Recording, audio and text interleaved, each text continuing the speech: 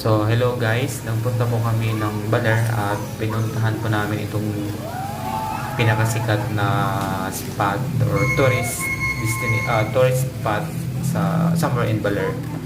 At ito nga po yung Balete.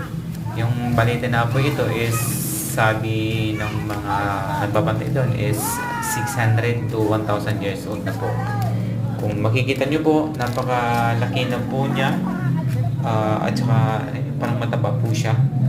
Pwede pong pumasok sa loob mismo ng kahoy na yan, sa loob yan, sa baba, yung mga ano dyan, yung mga ugat-ugat, pwede nyo pong pasukin yan at pwede rin mag-picture at umakyat dyan sa mga ugat-ugat na yan. So ayan, habang nag-iikot po ako, marami po napapapicture dyan sa paligid at yung iba po nasa loob na po ng baleting yan. Di ba po nakaka-amaze?